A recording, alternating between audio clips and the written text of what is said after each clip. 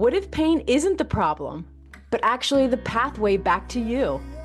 You're listening to The Leadership Wound, From Pain to Permission. I'm Amanda Rohr, your host and founder of Authentically You, coaching for embodied spiritual living and leading. This is where we get honest about the real cost of leadership, the burnout, the pretending, the rejection, and the return to your authentic self. Because this isn't about performance, it's about permission. Welcome to the leader you've always been.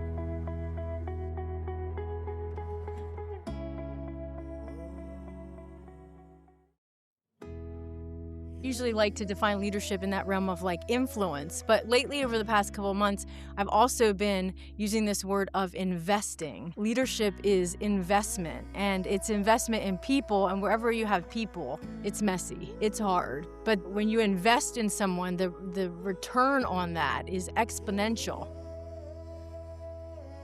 Welcome back to The Leadership Wound. I'm your host, Amanda Rohr, and this is where we talk about the part of leadership that no one prepares you for. In today's episode, it is a part of our Unscripted Conversation series. It's a space I create for leaders to step out of performance and into honesty and speaking openly about how leadership has shaped their faith and their sense of self, including along the way what has stretched them and even the wounds that they have gotten along the way. Each unscripted conversation moves through 4 movements. The first is, how do we understand what leadership really is? And then the second, what does authenticity look like in the real world? What does leadership cost us? And then lastly, what have we learned along the way in our healing journey? Because when leaders gather together and tell the truth about how their leadership experiences have been, it really does give permission for others to do the same. And today I am so excited to have my good friend Ryan Cagno a part of our podcast. Ryan is a very impressive person. He is a pastor within the Brethren in Christ Church who works also in Harrisburg Brethren in Christ Church. He serves with a non-traditional church plant called the Holy District Network. And if that was not enough, he also leads our denominational internship program. So he lives literally right at the intersection of the local church ministry, innovation for church expression, and denominational formation.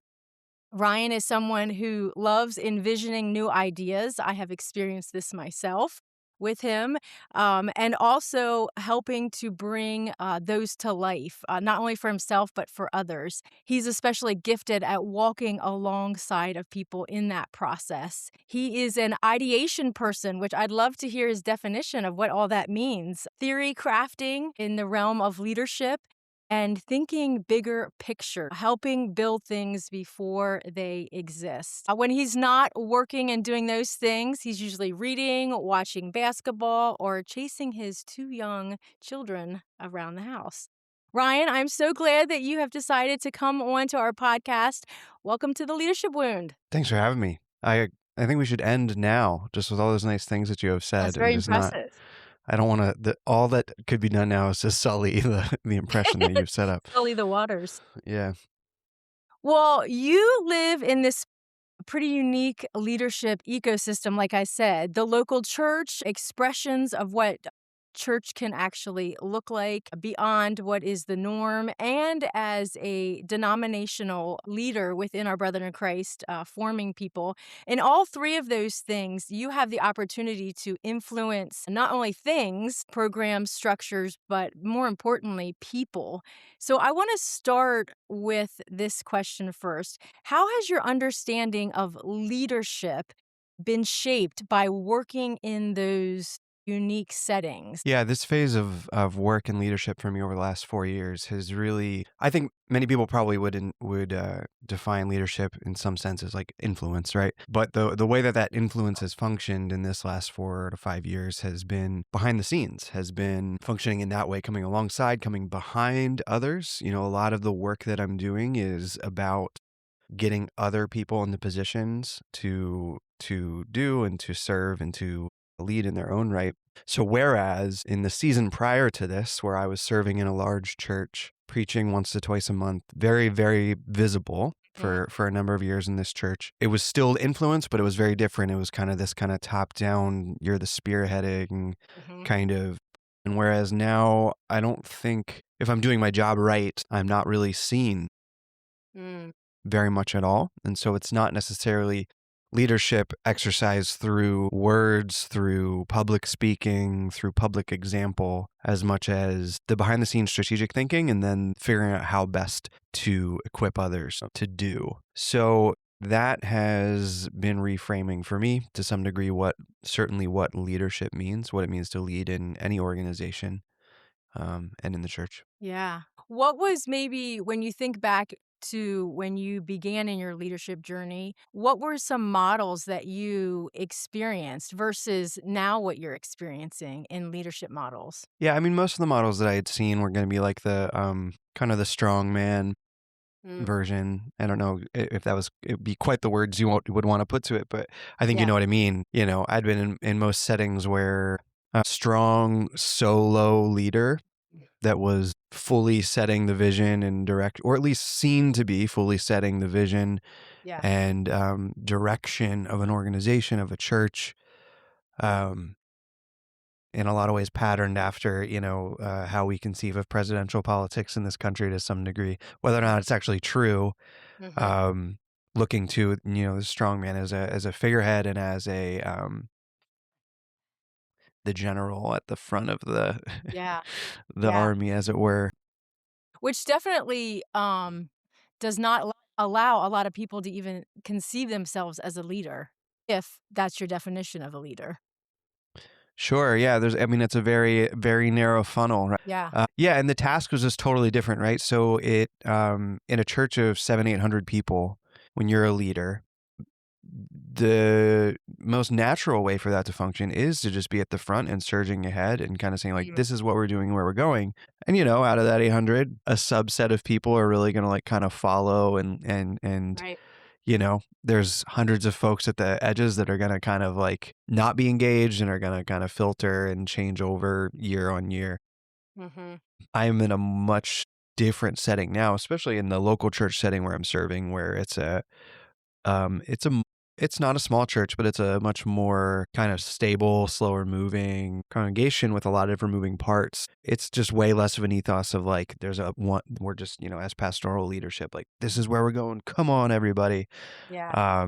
It's much more, there's just 1,000 different things going on. And the emphasis is on trying to facilitate and bring some organization to a lot of the energy and initiative coming up from the congregation, which is just a very, very different task. Mhm. It's very Yeah. assistive. It's very complementary too. Yeah. Yeah. Um, It's and it's a lot harder.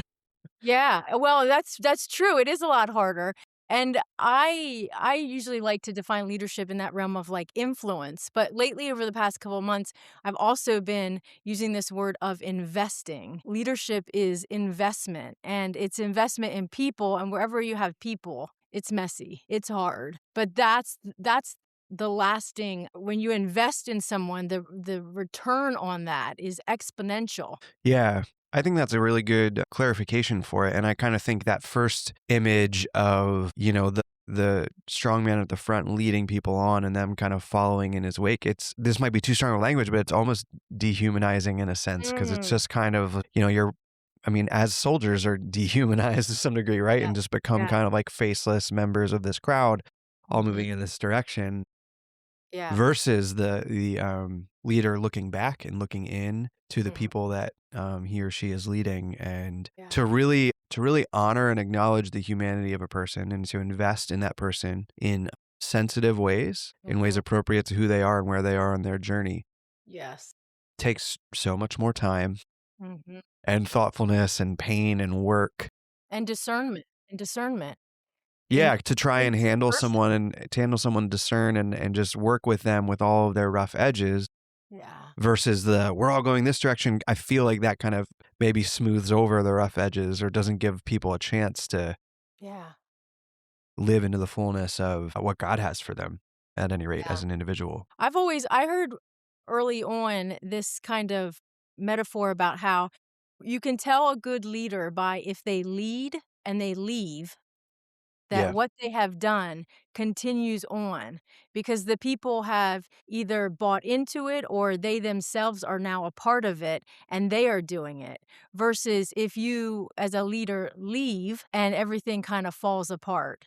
Hmm. The legacy of a leader really is it continuing on and it morphing and changing along the way because people now have come in, stepped in, and they've used their giftings to see it versus it just all kind of falls apart with solo leadership. Yeah. Yeah. I'm actively trying to leave now in the current, Work local yourself church out of a job. job, Ryan. What'd you Yes. say? Work yourself out of a job. I'm saying, yeah, actively with, teams that I've set up or things that I've done, I'm quiet quitting before, before actually quitting in terms of, okay, this thing doesn't need me anymore. This thing doesn't need me anymore. Cause it's the right thing to do. That's what leadership is. It also Yeah. really stinks to move on from a place and see like the thing you've been doing for years, just like in 2 weeks, fall away to nothing. That's not a great feeling. So selfishly as well, it's like you should want the stuff that you work on you to be able to outlast if it's worth Yes. outlasting and if it's meant to, for sure. Yeah.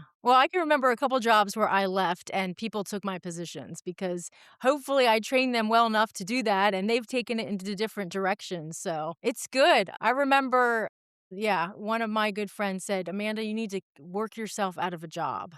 Hmm. Yeah, and that's investment in people. So this concept of you being a builder or an idea person, tell me a little bit more about what that means and how that shapes how you. Sure. Yeah. I think so years ago now, 8 years ago, 8 years, Amanda, when I came into the church where we were serving at together in Yes. 2018, and you had me do the like Clifton Strengths Finders, I think. Yeah. And this is when I realized how unbalanced of a person I was because all five of my top five strengths were in like the strategic thinking Yeah. side of things as opposed to, the other soft skills related to ministering and caring for people. Yeah, so that's where I operate at my best is, sitting alone with a whiteboard or with someone else with a whiteboard and kind of just thinking through what could be, what ought to be, what isn't yet, which lends itself well to being a behind the scenes leader for sure. Being able to generate the new ideas, being able to critically evaluate what's happening. That's how I'm wired to operate, which Yeah. can be really helpful if it's slotted into that and can be really disruptive to myself and to those around me if I'm put in a position where I'm someone's wanting me to just maintain Mm, or to be like I'd be a bad chaplain, I'd be a bad care pastor, I'd be a bad middle manager, yeah. just required to carry things out and even in my position of having the opportunity to build teams, build things, create new ministries and ideas, it can still get me into the trouble of like some things don't need to be tinkered with every 6 months and they need more time. Things need more than, Some things are complete. yeah, some things take a long, long time and more time than I'm necessarily interested in, in giving to them, to be really frank. So Yeah. part of the working myself out of the job it's not like a noble thing for me. It's by the time I've finished formulating the idea, I'm already like bored with it and never want Yeah. to. Yeah. You're I ready don't. I to don't move want. on. Yeah. Yeah, I don't want to say it too crassly, but it's the most natural thing for me to be like, please, someone take this because Yeah. that's my role in the scheme of things. But I'm not going to be the one that's really faithful year over year, just continuing to do it as it is. And some things do need just that consistency. Yeah. Well, I love your honesty because I always think when you have leaders who are very self-aware of what their gifts are and where how they're wired and all that, they are just so much they're experiencing freedom number 1 and able to help others. But when you peg yourself into I have to be this leader who is the be all end all to everybody, then that's when you get the stress and you're not working well with people. And it also when you really have really good self-awareness, it helps you to be able to communicate to other people. Hey, just so you know, I'm the one to help you create this idea. I'm going to be there with you for a while, but then I'm going to get bored of it. And it has nothing to do with you. And I say that, kind of funny, but because I have some other good friends who are kind of have that unique quality as well. And if you look at their resume, you might think, oh my gosh, this person can't stick in a job very long. And that's Yeah. not it at all. Yeah. No. I've had people speak that kind of word of grace to me at times for sure. Cause I'm like, so March 1st will be like my 4 year in at HBIC and at NextGen. And Yeah. it's like, that's a new personal record for me by at least a year. And, for as much as I look at my family of origin. I have one grandfather that worked for the Lipton factory for 50 years. And then I have another grandfather that did 17,000 things and moved to 14 states. And yeah, I guess I just some people are wired different. But I think, yeah, I think what you're saying is really good and important of not being the end all be all. And I'm sure your podcast is oriented towards not just folks in ministry, but Yeah. that's my context. And in my context, something really unfortunate has happened where every possible role within the church in terms of ministering has been boiled down to pastor. And a really important shift that's happened in the last 15, 20 years is people have gone back to Ephesians chapter 4 as a leadership paradigm and looked at, how it talks about Christ giving as gifts to the church, the apostles, prophets, evangelists, shepherds, and teachers. So, people have taken this more specifically maybe than Paul ever intended, but have delineated at least five different types of leadership to function within the church that are more specialized, right? You got Mhm. folks that are the idea people, you've got the teachers, you've got people oriented towards care, you've got people oriented towards reaching out. And in the early church, we just see a host of different functions. Mm. And at some point along the way, all of this got boiled down to just pastor who Mhm. does everything, who is Yeah. supposed to be the teacher and the visionary CEO and the person that goes to visit people in the hospital Yeah. and on and on. And the reality is, if you're in the hospital, I don't want to visit you. Just kidding.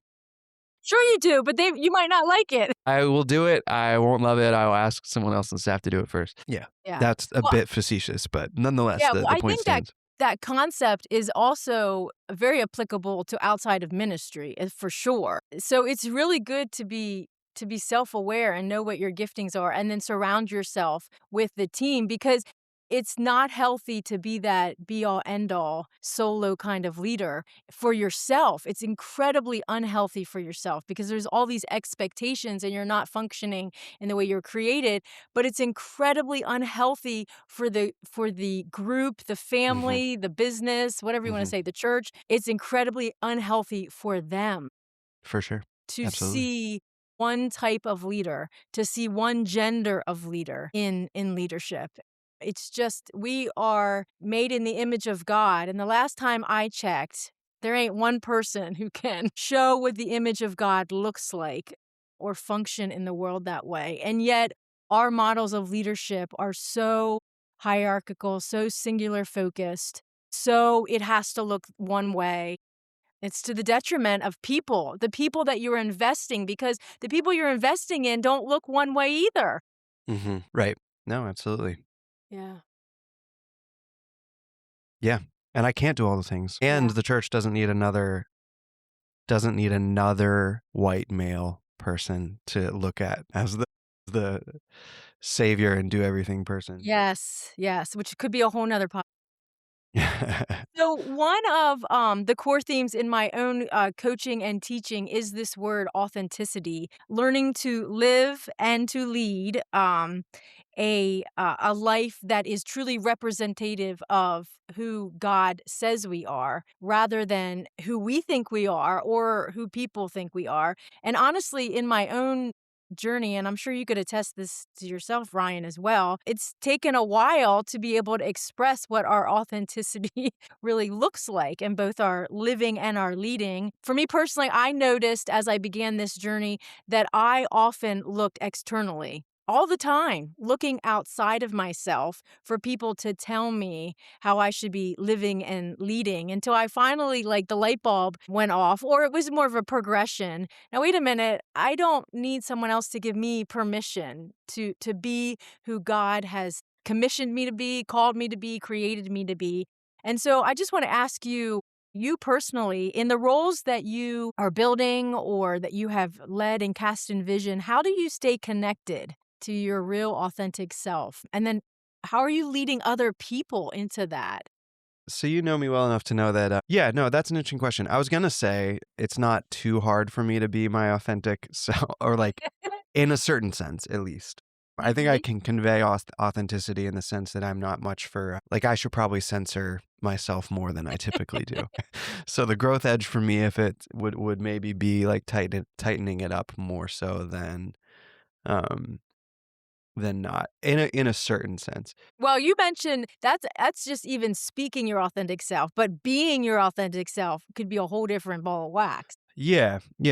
I think yeah, because especially in being in a leadership role where I'm coming alongside other people, it can be very easy for me to conform to external expectations, conform to what others need, and not toward what I need or what I think I should be doing. And in some cases, that can be appropriate. I've learned about myself that it does come from being a people pleaser, being an oldest child, and having some things in my family where I learned to fill in gaps as I saw them and to carry emotional loads that were not mine to carry. And so there is a danger for me, for sure, in as I recognize those needs around me now in ministry, to not always conform to meet them. Because it hurts me, and because like that's not necessarily good leadership to just be what other people need you to be. Like sometimes people need to just like hear the truth. Then sometimes people need to feel the consequences of their course of action. So yeah, that's something that I wrestle with a lot, you know. And when I've talked in the past, even the past 6 months with my therapist, and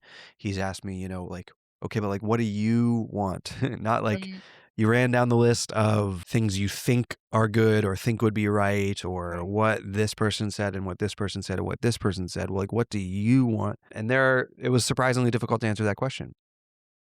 Mm. And there's been times, you know, increasingly where that has been. And that's something I'm kind of investigating in myself. Um, you know, yeah, I don't quite know what to make of that. I don't Yeah, I know was if I just have a gonna fully say, formed, like, if I was gonna push you on that a little, because I think that's really important for our audience and those who are listening. Why is it difficult for us to be connected? What's at the root of that? And I don't mean you personally, but maybe in general too. What's at the root of the fact that we have difficulty naming what we really want? And all we hear is maybe the voices of what other people want. yeah, I mean, I'm sure it's any number of things. I think one thing for me is, you know, there's a personal tendency towards self-doubt, and being suspicious of myself and my motives and Yeah. what I'm doing in the world. And I think that was reinforced. I think that's in me, but I think that also was reinforced by some of the church environments I grew up in, theological environments, you know, doctrinal emphasis on, you know, humanity is fallen and sinful, and Yes. like the Yes. what comes natural to us cannot default by default is bad and Yes. wrong. When you start from that starting point, that is a whole different trajectory. Yeah, you basically you're just led to believe and think like if it's coming out of me, Yeah. it's not it should be rejected. Yeah. It's And yet, wrong. before the fall was something else. Right. I Well, think and the that's the hard thing is it's like story. it's a mixed bag, right? We are beautiful creations that are fallen. Yeah. And so learning to parse out in yourself Mm, and not whiplash between like either fully Calvinistic, like mm, everything in you is utterly sinful, or yeah. on the other hand, That everything that comes out is great. everything that I comes out is great and I am the arbiter of what's good and true and Mm, holy, and like if I feel something I should utterly go yes. for it. That's also not true. So you just need to have Yes. like wisdom and discernment. But as someone who has tended towards one end of that spectrum, the work for me is to learn when can I actually trust my own Mm, instincts on things? When can I trust that this path that I'm feeling led to walk down that others don't see or understand or think I should? When do I need to do that anyways? That's yeah. the growth point for me. That's perfect because I love that. Sometimes people, like, when they hear that language of, like, getting connected with yourself or giving yourself permission, they will automatically go towards the one side. And I'm like, no way, Jose. I mean, it is actually more difficult to do the inner work. And that's what it requires, because there has to be discernment about your shadow sides. There needs to be discernment about your weaknesses, your blind spots. That's the hard work. Yeah. But sometimes people are like, well, I just won't trust myself at all. Well, that is just as sinful as the next, you know? There has to be this work. And it grieves me to think, and I see this sometimes when I'm talking with people, this skepticalness of themselves. There's a healthiness to that, but why is that the first thought? Why is the inner critic so strong in some of us? Yeah, I think part of it is just also tied to being a leader. I think, there's a certain sense of just exposure and isolation in that role that I Well, think God can, forbid if you make a mistake, Ryan. yeah. That's the other point, I think. You said it is tied to our leadership, but when we have such a high value of ourselves in a bad sense, do you know what I mean? Like, Hmm. we have to do it all, or I have to think of it all. Then there's all this pressure. I had Dr. Tony Blair was on my podcast once, and he's talked about that. At the beginning of his journey, there was so much pressure on himself to be perfect. Yeah. So I'm so glad you mentioned that about the how it ties in. Yeah. Yeah. I mean, it can just be really, I think there is a lot of self-doubt inherent to functioning in a leadership role. And I want to trouble those waters a little bit and say I almost think that's good and necessary. And I think Mm-hmm. if you're a good and sensitive leader, you ought to be dealing with, I would hope you're dealing with some of that. I would hope that you're not, Wrestling with some of that, yeah. yeah, otherwise you're just a tyrant or a tyrant in the making, right? I mean, I Yes. know plenty of like bad leaders that aren't actually leading, Mm, who are never doubting themselves, or apparently not. They're apparently never doubting themselves, their decisions, etc. They're soldiering on, yeah. barreling on, and trampling people in the midst. Yeah. So I'd want to trouble those waters and say, like, I don't think leadership involves necessarily the eradication of self-doubt, but a way to helpfully manage and healthily manage it Yeah. as it comes. Mm. Do you have any practices or anything, healthy boundaries that helps you monitor when you feel like I'm operating out of authenticity or I am not? I mean, I can feel it, I think. I mean, it just saps me. And those are times where I need to wipe off the calendar for a day and be totally by myself and peel back some layers and get back to a sense of connection with Yeah. myself and with God. And you know, I think that's really important to do as frequently as possible, but certainly I'm forced into it at times. Just that time alone to, you know, I think you have to be doing that pretty constantly, just re-clarifying for yourself. What do I believe here? Where do I think we all need to be going? And how do I sensitively move forward in that? But really, even just the what do I believe here Mm, question is just so important to continue to come back to and do the work of re-clarifying. Otherwise, you'll get kind of, I think, tossed in the waves, and then you're not really leading anymore. You're just yeah. kind of caught up in everyone's chaos. Yeah. That's so good. I mean, you have to put in that time to pause. And I was just this morning sitting with the Lord and saying, naming my feelings, and I'm like, I feel rushed, I feel hurried. Okay, so where's that coming from? And for me personally, it came from, oh, okay, I recognize I'm trying to do this out of myself. Mhm. And the more that I pause for clarity to come, like you just said, the more I recognize, oh, that's a pattern that I don't want to continue. But if you don't have those built in pausing, stopping times, you just what? Soldier on. Yeah. Yeah. Yeah. Yeah, for sure. Okay, let's move now into like the hidden cost, like what they didn't prepare you in seminary, right? I mean, did you have a course called All That You Will Experience and What You Won't Like About Leadership? Was that on the syllabus? Listen, I went to the like an impractical seminary, we'll just say that. So there was like one course on pastoral ministry like per year. Yeah.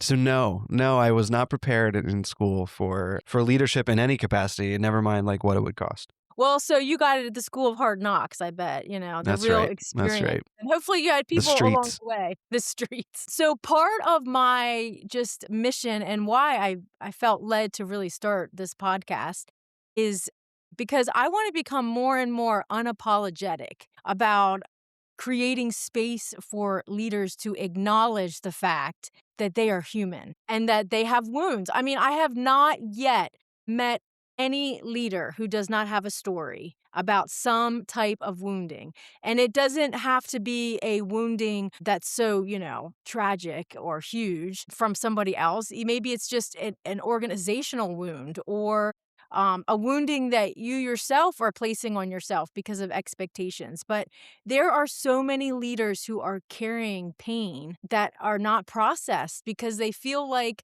they're abnormal. Mm. So, Ryan, I mean, have we been wounded? Yes, Amanda. Oh my Like at the God. same time, or Well, we won't go into any of that, but I mean, we're humans. We have wounds, and they don't disappear if you ignore them. And in fact, I have heard of several leaders leaving, either churches or leaving organizations because, yeah, they just weren't able to process and or have people to help process them along, and so they're leaving altogether the ministry and going out into the secular field, and it just breaks my heart because Mhm. number one, being human and being a leader means you're going to be wounded. So it's normal. It's like, can we just normalize this conversation? You're not abnormal.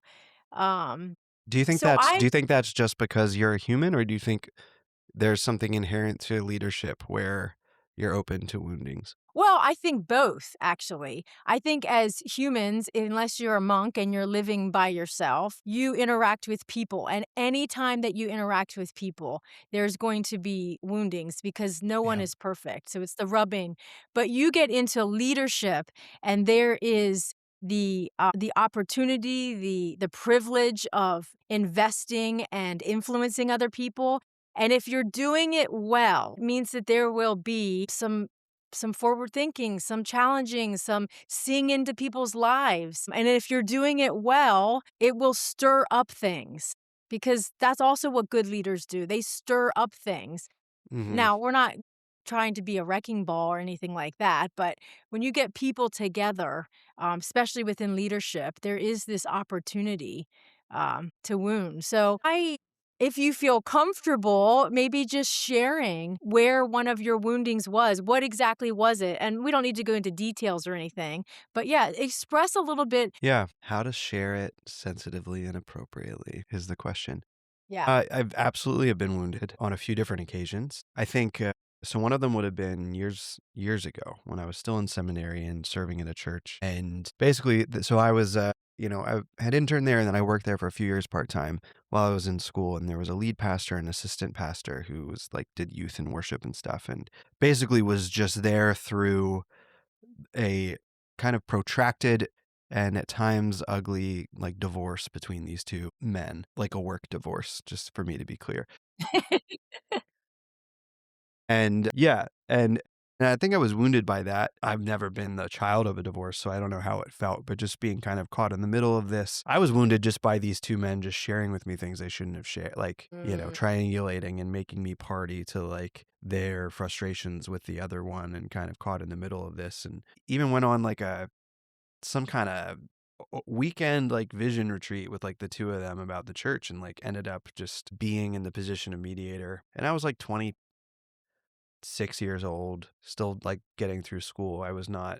shouldn't have been put in that position. And I recognize that now. And there was a wounding to that. And then my first church job out of school, different type of wounding in some ways. Very early on, there were a lot of expectations put on me very early on, as you know, within like months of starting. There were strong expectations put on me, and I was ready for them.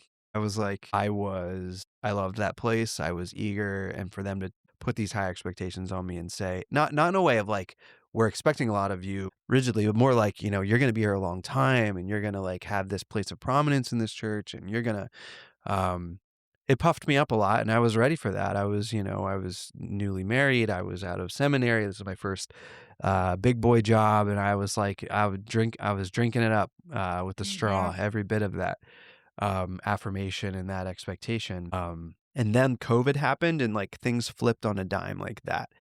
Mm.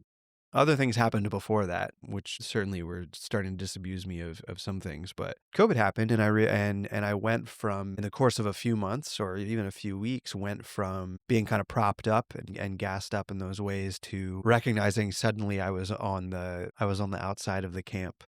Mm, I was on the other side of the. I thought I was an insider, and I realized I was in fact not.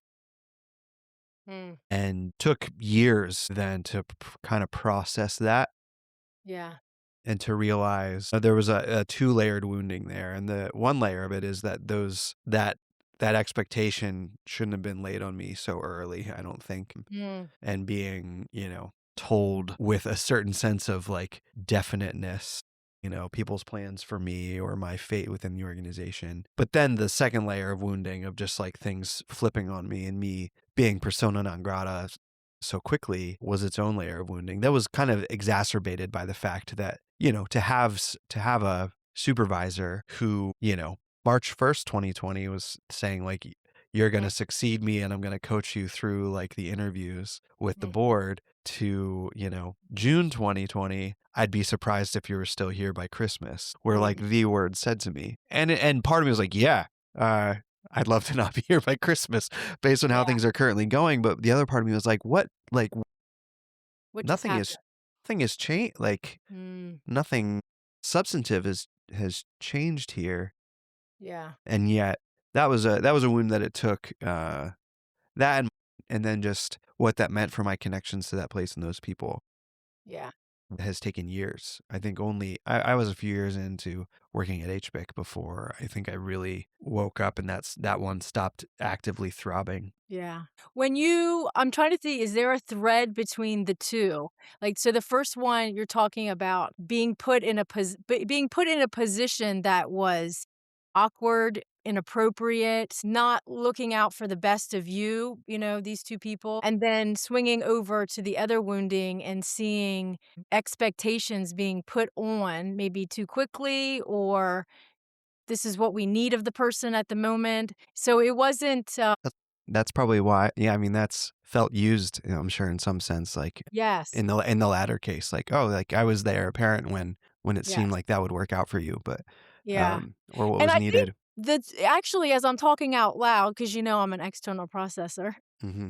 just seeing the thread of the 2, I mean, tell me if there's Yeah, any hint of this, but, like, there's this awareness from people outside of yourself that they are not really looking out for the benefit of you. Like, we talk about God as being, benefactor in his love towards us. We know that he has the best for us, and yet we experience people who, are to be carrying the presence of the Lord, and they are not doing that. Is that part of the wounding? Is that in those scenarios, other people were not looking out for the best of for you? absolutely. Yeah, I think And if what that did that was do to you? yeah. Yeah, I mean it has left me now, I wouldn't say mistrustful, but it certainly, it was a growing up Mm, experience for me, and how I would relate to supervisors now is different for sure. And I still have them, and it's not like I don't trust them. I do, in the ways that I need to for sure. But mm. certainly, if one of them came to me and said like, "This is what I see for the next 5 years," or "This is what I see in you," and I would say, "Well, we'll see." Yeah, I don't say "we'll see" out loud necessarily, but in my own head, I'm like, okay, no, this is like, I think there's a healthy version of this and a wounded version of this, but like, yeah, there can be a healthy open-handedness of just like, yeah, we'll see. Like in the end, I'm not going to go back to that place where I was young and insecure and needing to latch on to some promised yeah, future. Like I don't need that anymore. yeah, I was disabused of that, right? That was that the ability to trust in that was taken away from me, right? I went yeah, from being the heir apparent to within a year resigning and driving a truck and staying home and not knowing if and when I'd get back into ministry. And that was really dark time yeah, for me, the staying home especially. And I had to come to terms with like, okay, like whatever the people above me or around me are promising, like we don't actually know mm, um if any of that will come to be, and that's okay. yeah. And so if they want to speak in those terms, that's on them. But I will hold that more loosely, not in a way of totally mistrusting them, but that's definitely part of it. And I think the story, if I was gonna look at a through line, it's just like be careful with the people that you're leading. I was a young leader in those scenarios, but I was also like being led and influenced greatly by those, and I was learning. And there were times at least where um I think when you're leading someone else, I think priority needs to be placed on investing in the person being led. That is the sacrifice of leadership. Part of the wounding comes in the fact that the call of being a good leader is to put others before yourself and Yes. to Yes.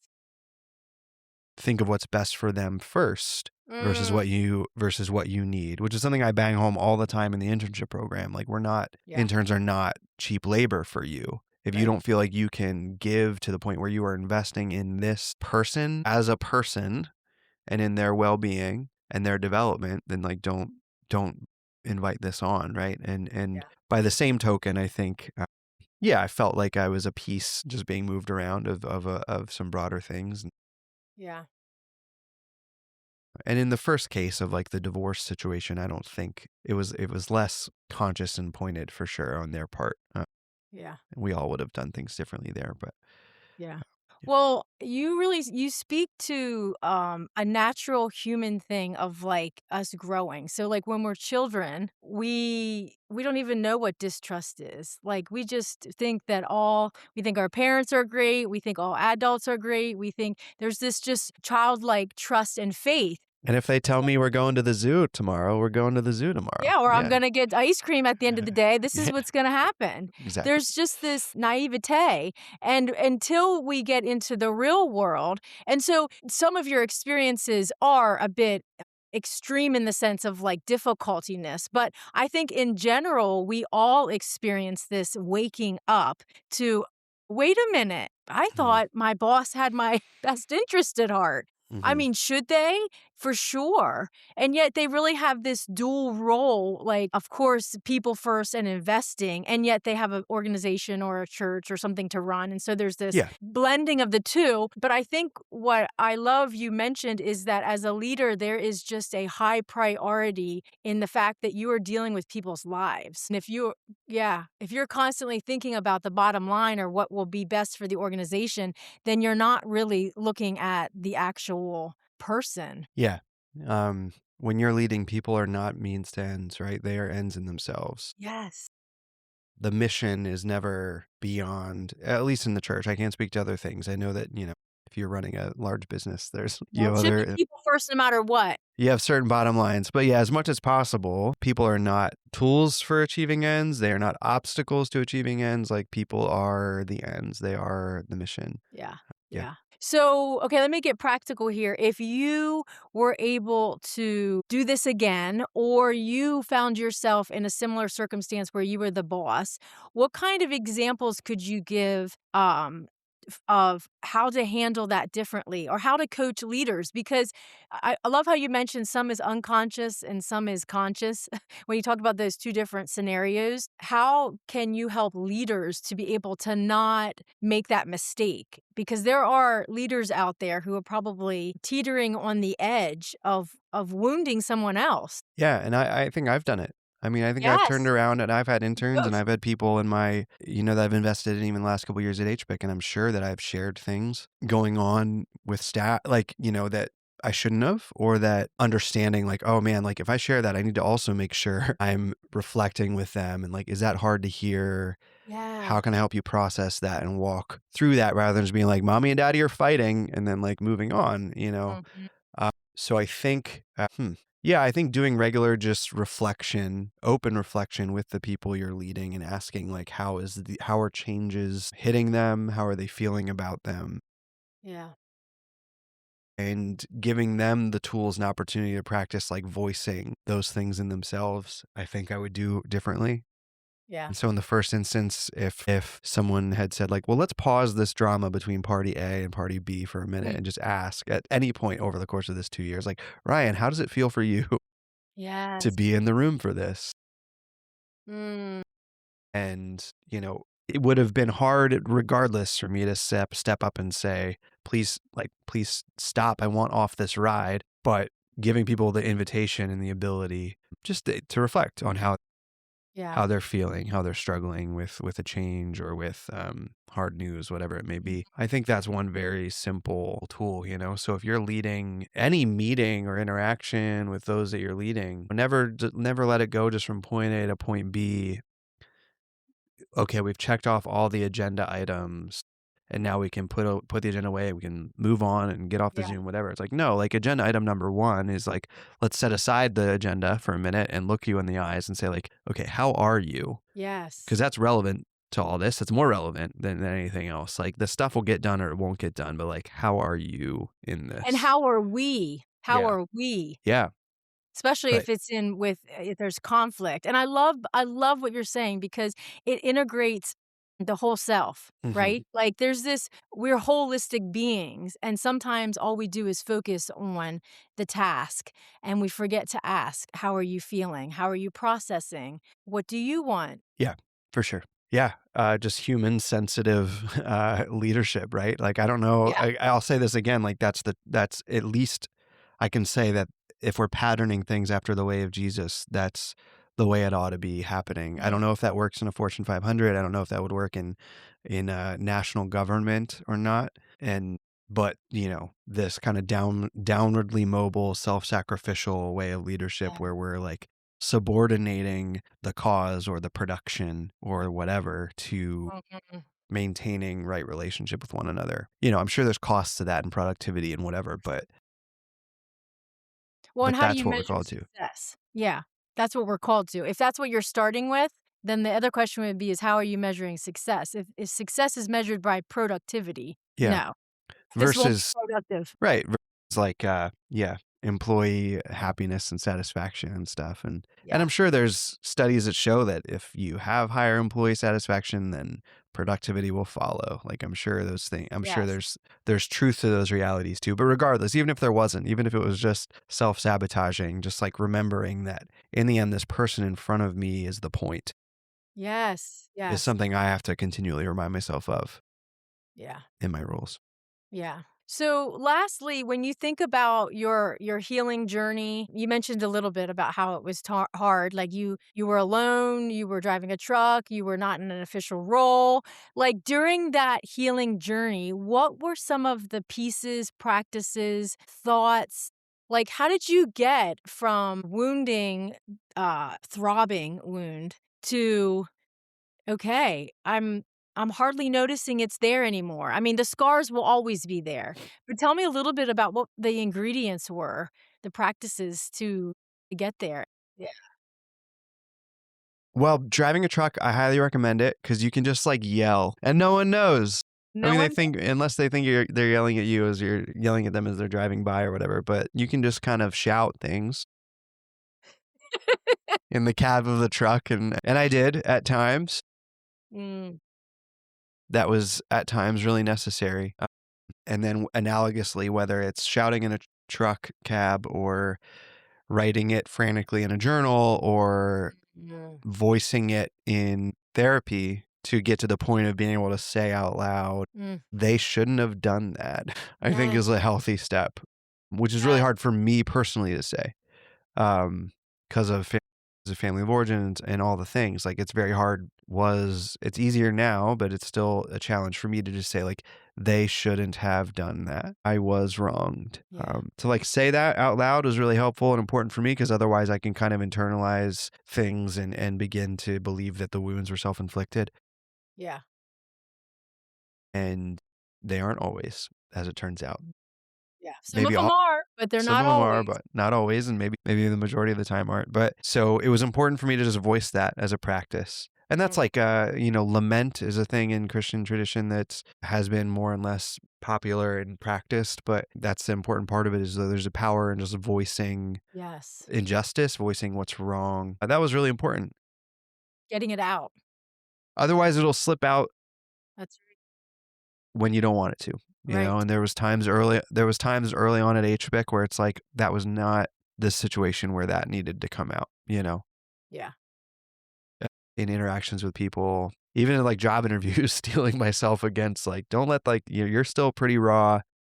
Mm, I felt it, even going into, doing that job. And so, yeah, voice it when it's appropriate so it doesn't come out other times because it's in you and it'll come out. yeah. That was a big part of the roadmap for me and a big learning process for me. Reconciling or attempting to reconcile with people for whom I needed to. I did my best with that. Sometimes it was not reciprocated. In one instance, I thought it was reciprocated, and then 2 weeks later, realized it wasn't. And that was kind of just as far as it depends on you, be Yeah. at peace with those around you. So that came a year later at least, but getting to the point of like, okay, this is really hard to do, but now that I've voiced it in the truck cab, I need to voice it face to face, and I need to own up to the things that I did, and that was important and necessary as well, and healing, and it Mm, was angering too when it wasn't reciprocated or it was, I was jerked around, but I still felt the wound closing up enough to where like, okay, well, I can walk forward and move on. That was a big piece of it. Yeah. And time, yes. it takes how long it takes, right? This is grief. This is Mhm. don't add the extra layer of feeling guilty that you're still Mm, struggling with something, don't add like that meta layer yeah. of you don't need that. Yeah. You don't need to be grieving and wounded and also shamed that you're Yes. grieving and wounded. Yes. Yeah. Because I think that shaming then speaks to ourselves. I Hmm. mean, that is what shame is. It's about us. And when we are doing things and saying things that keep perpetuating that, that's not healthy. So, yeah, Yeah. getting it out, whatever capacity of reconciliation is possible, and then grace for the timing. Yeah. And I think with any grief or wound, like you just understand you're going to grow around it, but it's not really going to go away.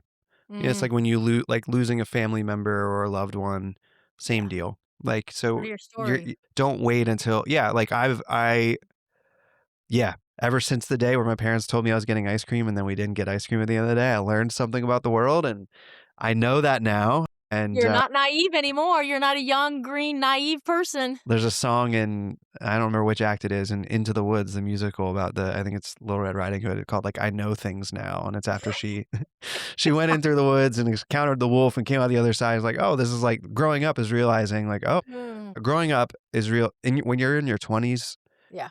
you just are like, this is what life is going to be. This is what my life is going to be. And I'm going to Mm, go out and get it. And then you get in your 30s and you're like, oh, it's not. Turns out it isn't.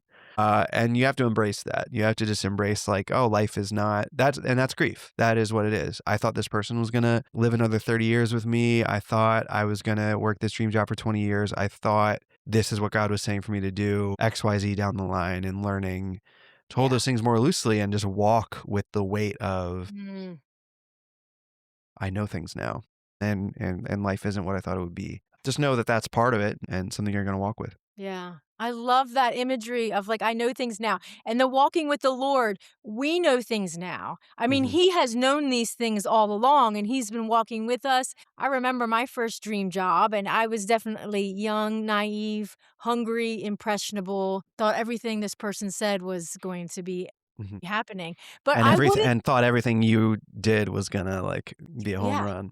Be gold, and I thought I knew what I wanted. Hmm. Well, it turns out I really don't know what I want. It turns out that it's not the goal or the vision that's the most important. It's who I'm walking along with as I'm pursuing those things. And it's a journey. And I wouldn't change any of it. I wouldn't change any of it because it's taught me. I mean, it's who I am today. Did I like the pain? No, but that was part of the process, and that's what's made me to be who I am today.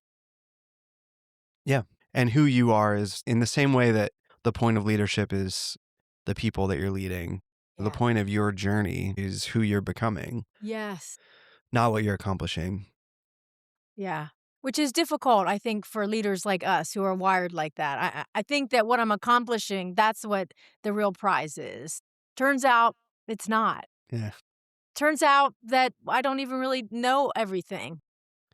And someday you'll die, and then the person you hand it off to will squander it, and you will be forgotten, and all is vanity. Oh my gosh. Okay. So as we conclude, what is one thing, one or two things that you would tell your younger self, i.e. the leaders that you're investing in that are young and growing? What would you tell them? Yeah, I mean, jumping off the last thought I was having, like what I would tell myself as a young leader is to relax, Mm,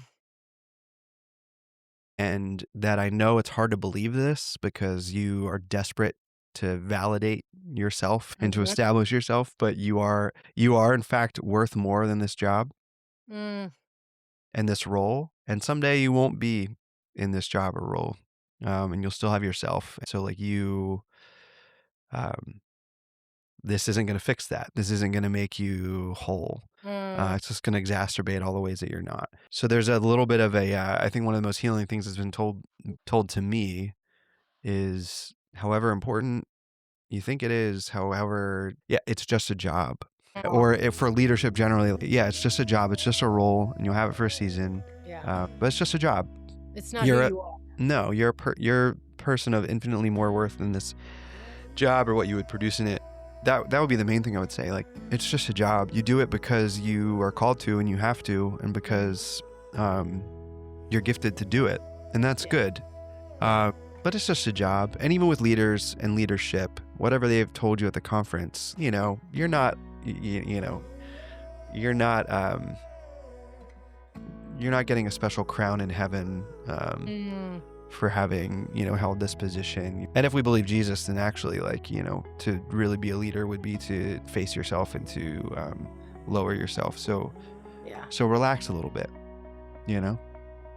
Yeah. Everything doesn't rise and fall on you, contrary to popular belief about leaders. I mean, it can, but those are bad leaders and tyrants, and it doesn't Yeah. go well for folks. Yes, I love that, especially the tying your self-worth, your identity to your job. I think it's very normal for us as we're growing and we're young. Lots of young leaders need to be told, you're more than. It's easy to say on this side. It's easy to say with like a mortgage and a job, and Yeah, or 3 jobs. Like yeah, it's easy to say that, I know, versus when you're 23 and folding towels in a PT clinic and like wondering if if you're going to be a failure and the end of your family name. yeah. Again, how we measure success, how we measure it. Well, thank you so much for sharing your heart, your story, just your vulnerability and transparency. We need more people who are willing to share what their woundings are and how they have healed, and that it's not the end of the journey, and Yeah. you won't be in this pain forever. Mm-hmm. Yeah. And you just need to get a job as a truck driver, and I know somebody who could help you out with that. Yeah. Can we plug your husband's company right now? Absolutely. Thanks for having me. Yes. And to those listening, if this conversation resonated with you at all, please pass it on to leaders like yourself. And if you are finding yourself feeling like you want to be living and leading more authentically, I offer a free growth plan consult. It's just a conversation, 30 minutes, and we can talk about how coaching might be helpful in that process of living and leading more authentically. Until next time, lead like you. If you've been sensing you're ready for the next step, more clarity, more living and leading with peace and freedom, then start here. Download your free Authentic Leadership Starter Bundle at AuthenticLeadershipCollective.com, including 10 traps that keep leaders stuck, an 8-minute morning meditation to reconnect with God, plus practical tools to realign with your true self. And if you want support turning this into real lived change so you can live and lead like you, book a free call with me so you can begin today living and leading authentically.